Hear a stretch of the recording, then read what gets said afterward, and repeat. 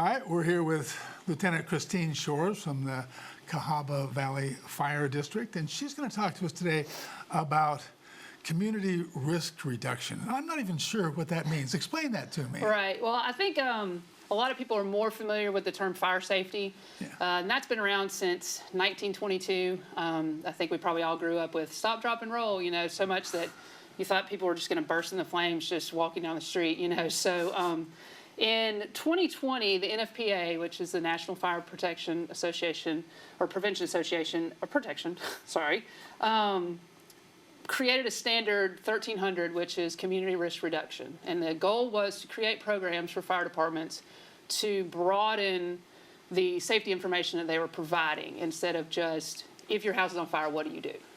It encompasses fall risks, more in depth with cooking, wildfires.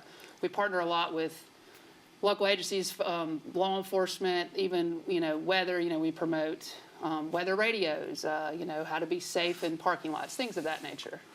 Why would I want to turn to my fire department for all of those things? It sounds like a really broad. Right, exactly. Well, because we are seen in public a lot, just running calls or to the store. Lots of times if we have any errands that need to be run or if we've got to go to the grocery store, it's not uncommon for someone to stop and ask a fireman a question about a smoke alarm or a smoke detector, or who do I tell that I have a key hidden to my house, all these things. Fire department has just prominently been who is seen more. If you call them for help, and they're always able to provide help.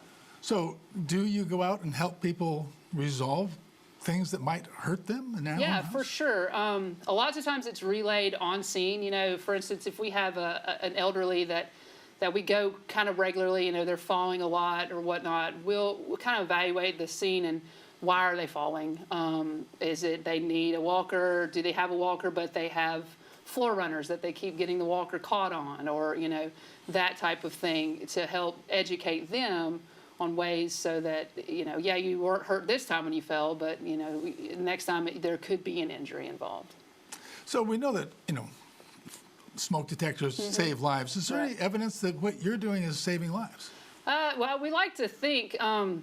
Not too long ago, we had a fire in one of our neighborhoods, and ironically, I'd just done fire safety with the school, and the child their house was struck by lightning. So nothing that they did caused the fire. It was an act of nature, but she knew how to get out of the house and stay out of the house. The family collected together on the front porch or in the yard and went to the neighbor's house. So it does show that they know, and lots of times when we do events, our kids are excited to tell their parents, well, you got to stay below the smoke, or you've got to get out of the house. It's neat to see the stuff that they're learning, and they're wanting to share it with their parents.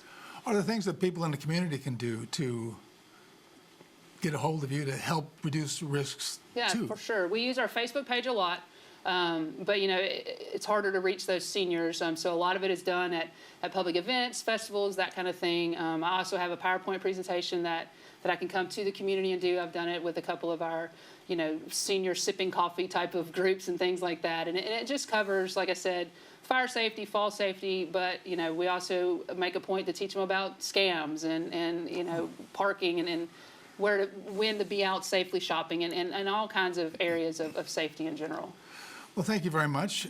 So they could go to the Cahaba Valley Fire District Facebook page and find out more about this if they like. Absolutely. Okay, thank you very much, Thank you. Christine Shores, and we'll be right back in just a minute.